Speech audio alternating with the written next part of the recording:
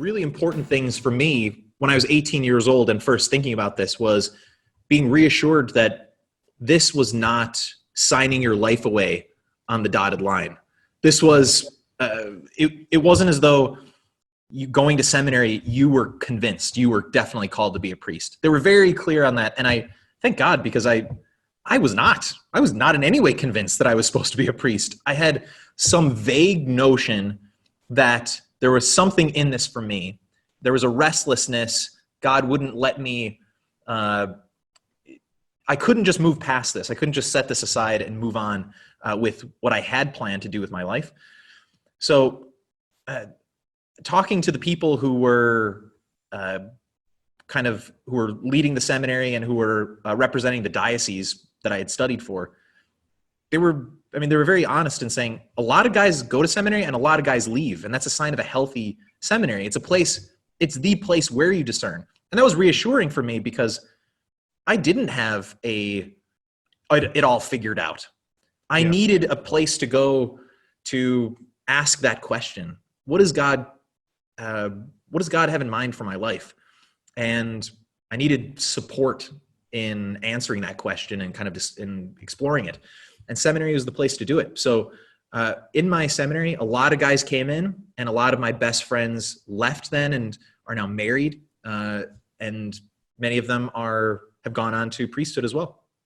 That's successful seminary, guys discern. That's amazing, because look, I know we first met each other when in Maynooth. We were both in seminary together. I spent my 3-4 years, whatever it was, in seminary. But the one thing I found about seminary, particularly, I spent my first year in Maynooth and St. Patrick's College, Maynooth, because it's such a huge building and a huge ground. It's, for first year, you're kind of finding your bearings, and it's a lot. It's so easy to, there's so much space and everything around is so beautiful to visit. But what I found in the Irish College in Rome, because it's kind of more like a large house, where and you had a lot of bodies under that roof, where all of a sudden everything is so. When you're living every day with all different personalities, and you're kind of living this kind of enclosed thing, it teaches you a lot about yourself. And that's the one thing, particularly my time in Rome, like Maynooth and Rome, I absolutely love my time. And I always say, if I had the time back again, I'd do it all again, because it taught me a lot about myself that I was be able to bring into my marriage. A lot of good and bad things, the bad things in particular, that were, things within myself that I need to work on, that I never really realized until, being in there, and even just to have the time to study, to pray. It's like that when I entered seminary, I felt called to priesthood, but at the same time didn't know what the Lord had in mind. And I would say the hardest decision I ever had to make was actually to leave, funny enough.